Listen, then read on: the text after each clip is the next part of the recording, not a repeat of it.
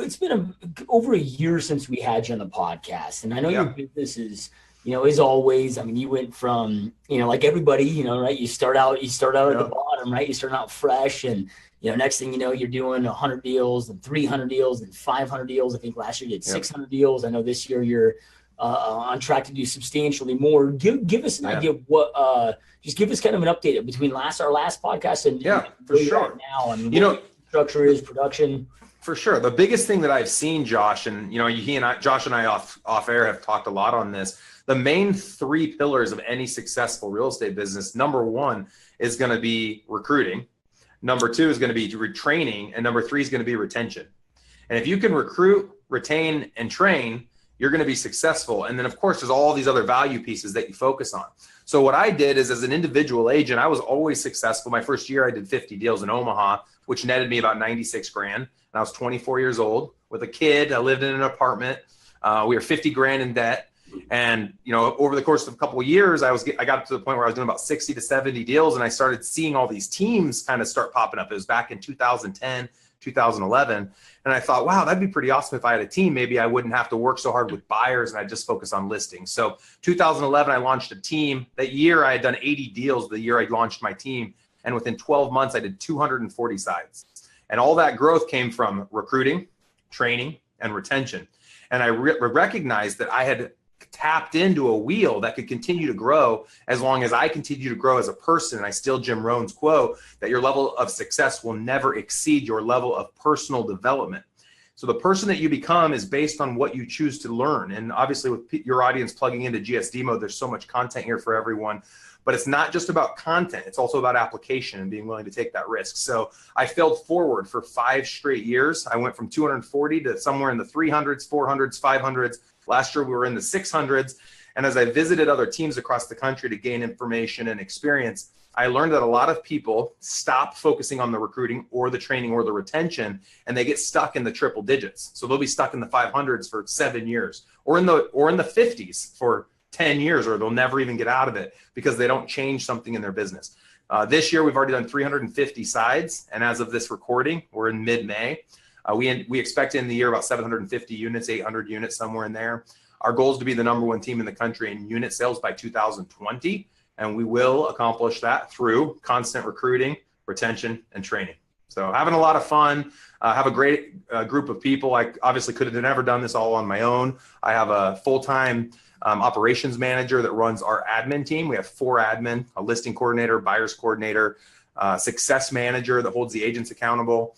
And we generate a lot of leads, internet leads. We spend about $8,000 a month on paid ads through Facebook, Google AdWords. We also spend money on Craigslist and Zillow. We do a lot with Facebook, both free ads and boosted ads. And we have outbound callers through 1,000 calls a day, another company that I own that make outbound prospecting calls and data scrubbing calls. And we just kind of created this huge machine, but it all started with just me as an individual agent and then always every day working to do a little bit more. Yeah, no, I love it, dude. So one of the things that I love about you and I respect so much, there's a lot of agents that do a lot of volume, right? But there's not a lot of agents that net a lot of money, right? So and you, dude, I mean, when you look at the per volume that you do and the amount of commissions that you do, I don't know anybody, and I interview a lot of agents and I know a lot of agents in the space, but I don't know anybody that nets as much as you do. So yeah, the recruiting, the retention, training, all of that is brilliant. And I agree with all those points. But businesses exist to make a profit, right? So those things help you continue with that profit, but also I think a lot of team leaders jack up on the split structures, right? So they get to the point where they're just trading even. I mean, most team leaders, they get to the point where their agents cover the overhead. So anything that they sell is pure profit, but that's kind of stop, right? So kind of talk to us or share with our audience some of the things that you are doing to be so damn profitable, because just for you guys that are listening, last year, Jeff and I both did, I don't know your exact numbers, but you closed a few more, some more units than I did, but we did 103 million in gross sales volume, 2.6 million in commissions. But from private conversations, you netted double what I netted. you know, right? And it's because you've just come up with some brilliant Yeah. idea. So let me unpack some of that. And Josh is dead on. So you have all these teams doing all these units and all this volume, and I call it brag numbers. But I say big hat, no cattle, which is a Midwest quote. We don't use it here. I don't have cattle in my backyard, but big hat, no cattle is the person that walks around like they're just slaying. But when you look at their bank account, it's not slaying. There's just zeros, no ones in front of them. And so you see that people grow because of ego, and they don't know the business that they're running, and they think that they need to be servicing leads. And most of these businesses, if the agent's personal sales were taken out of the profit and loss statement, the company would be upside down. And so for me, I knew I didn't want to scale. I didn't want Omaha's Elite to grow unless I wasn't necessary. So my focus in the beginning was to earn enough money off of the agent's net profit that they were generating to the business that would allow me to quit selling altogether. And that's really challenging. I was earning about $350,000 a year as a Rainmaker agent. And so when I started growing my team, my number was 200 grand. So once my team was making me 200, I was going to quit selling altogether. So I stopped working with buyers, just focused on listings. And then once the team was generating 200 grand, I quit selling. I took a $350,000 pay cut because I was making I could have made 525 grand had I chosen to take the 200, adding on the money I was making. And most people won't walk away from that.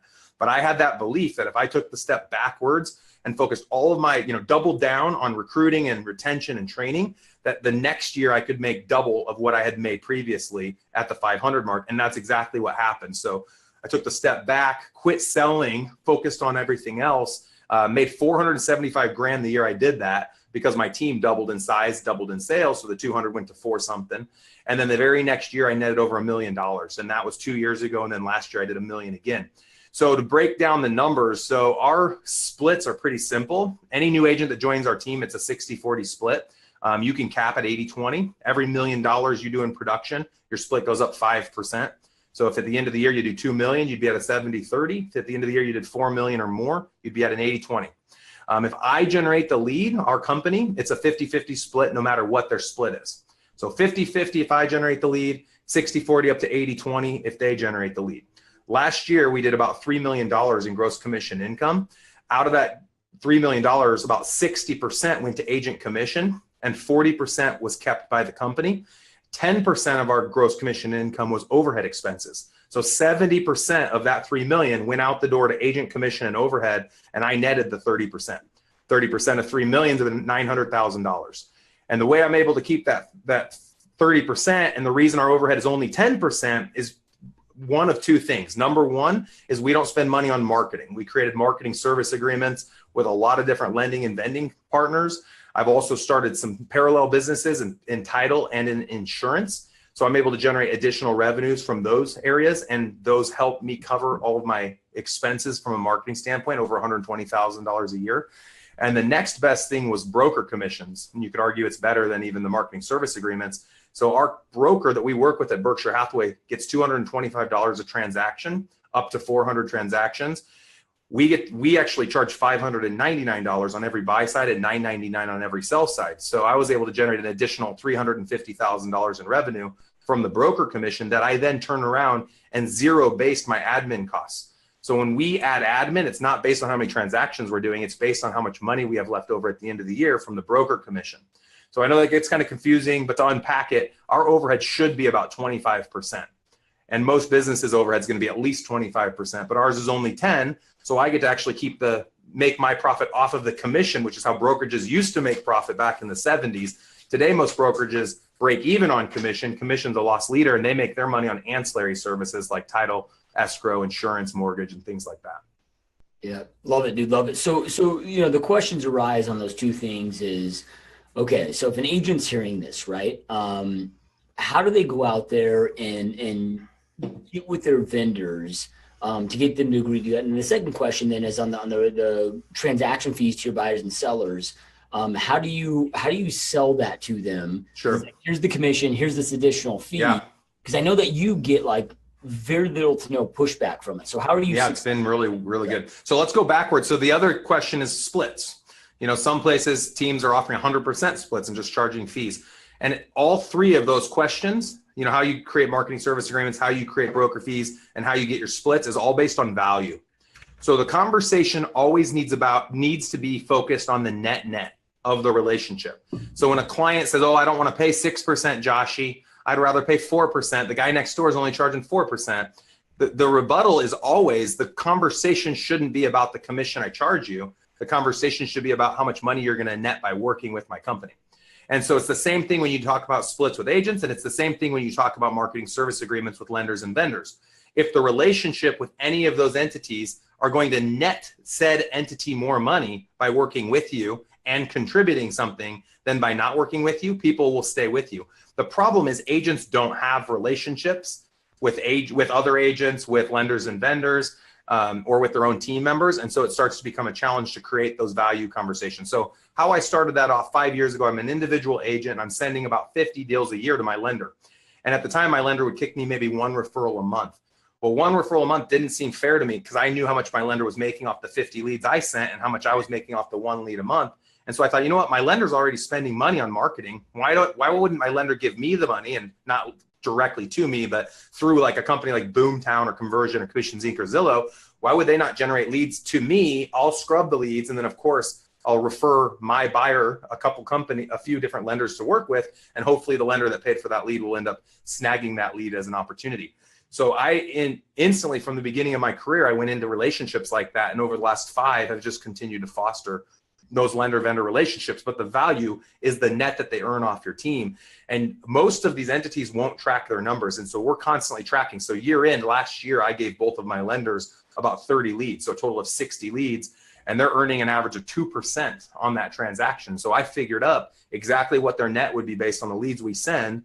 And then, my hope is if they're paying for leads, they should be paying for the leads based on my overall cost for lead acquisition. But a lot of times I just look at what it would cost a normal company to run a marketing campaign to generate as much business as I gave to them. And that's typically going to be the fee that I would charge back to my lender. Now, you're not saying leads that you gave to them, you're saying actual clients. Yeah. So they're generating the leads. They come into our CRM. We're scrubbing those leads for them. We're kicking them client opportunities. It's then their responsibility, though, to convert those opportunities. So we track how many opportunities we give them every month. And then out of those opportunities, how many they actually convert. Because it's not my responsibility to convert the lead for them. They have to earn that business on their own. Yeah. Yeah. And then what would you recommend? So maybe there's an individual agent here that's listening to this that's doing 50 deals a year, and they're like, dude, I'm directing, I don't know, 20 deals, buyer having 20 deals to their lender a year. Like, yep. What is that percentage? Like, how much do you go in expecting or asking for? Yeah, this is a great question. So RESPA is going to have guidelines around marketing service agreements. They don't want there to be an agreement where if I give you one lead, you have to give me $500. That's illegal. That's against RESPA. What they will be okay with is if you determine that you're spending $1,000 a month in marketing and you'd like your lender to offset that cost and cover half of it, they're okay with it. But the number, I look at it from a business standpoint, a strong business is going to spend 15 to 20% in marketing. And so if I hand a lender a lead that earns the lender, call it $2,500, 20% of that's $500. That's how much I think they should put back into marketing. Well, I'm going to market for the lender much better than they're going to market for themselves. And so I'm going to ask the lender to contribute around $500 for every lead I send to them.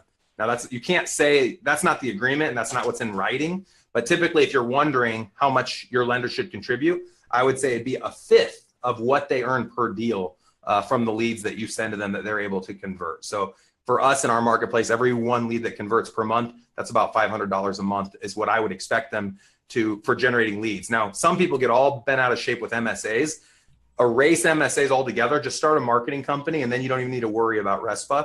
Your lender will still need to adhere to the CFPB guidelines, but start your own LLC that's a marketing LLC, and you don't then have to adhere to any MSA guidelines because you're not going into your marketing company as a real estate agent. You're going into it as the owner of a marketing company that's working for lenders and different vendors in your marketplace, which is totally separate from your real estate relationship. Yeah, love it, dude. Love it, man. So broker fees that we charge our clients, you have to have value behind that. So our agents have to believe in the value of that fee, because if they don't get the client to pay for that fee, we require them to pay for it themselves. So they already know that our broker's charging $225 and that they have to get the difference. So on $599 and $999, take $225 off of that, and that's the difference they need to collect from the customer. We offer a lot of value. So we do pictures, video, staging. We have a moving truck. We have full-time admin, a 24-hour-a-day access. We have a beautiful office. We do all these extra things. So if our client says, well, why doesn't the commission cover all that stuff? Isn't that what you're already responsible for doing? And the agent says, no, the commission doesn't. The broker admin commission is what covers all these ancillary services that are going to help them through the process. The real estate commission that our agent gets paid is what helps pay the agent. That's what covers the agent's cost of time and resources that they're bringing to the table. But the company resources are part of that broker commission, and that's how they explain it. Yeah, and I've after years of you preaching this to me, I finally decided to jump in recently, and like you talked about, dude, it's every objection is a lack of education, and if you just educate in the value of it, and I find buyers, dude, it's very simplistic. They're not paying a commission anyway, and a lot of times, 9 times out of 10, you're able to book it into the seller's closing costs. Yep. Sellers, when you do I'm still old school. I like to do a handwritten net sheet for them, but it's like, here's the commission, here's the HOA transfer fees, here's all this, and we sell it as a broker transaction audit and 5-year storage fee, but Perfect. It just another fee, right? And Yep. People get all bent out of shape. They're like, how do you sell it? How do you sell it? And I'll give you guys the exact dialogue. Hey, Josh, super pumped to write this offer. Hope you get the house. This first section, this is our offer price. This is how much the earnest deposit is. Oh, this section here talks about the broker commission. We charge a $599 broker commission on every deal. I just need you initial here, and sign here. Be sure to date it. All right, here's the next page. This section goes over. That's how you sell it. You talk any more than that, you've already gotten yourself into a problem. And you think about transaction fees, guys, we all pay them. You go to buy a car, they put $299 in bold. That's their transaction fee. And there's actually, I think they only can charge up to like $600. There's actually a law now for when you purchase cars, how much that transaction fee can be. No one's arguing, hey, can you waive it? I argue it because I know it's bull crap. I know it's a junk fee. So I argue, I'm not going to pay the transaction fee. I know what it is. But they have it in there because it's helping them offset all of their overhead expenses. And that's the same reason we have it in there. And I don't keep profit off of it. So my agents know Jeff's not driving home, driving to the bank with money because of that broker fee. It's there to provide more value to our agents and to the clients that they serve. And so it's a cultural belief around that broker fee. And obviously it helps to cover $350,000 of admin expenses every year. That's a pretty important part of our business right now. Yeah, and then if you break it down, if you're a team leader that's listening to this, because we've all been there. So this isn't a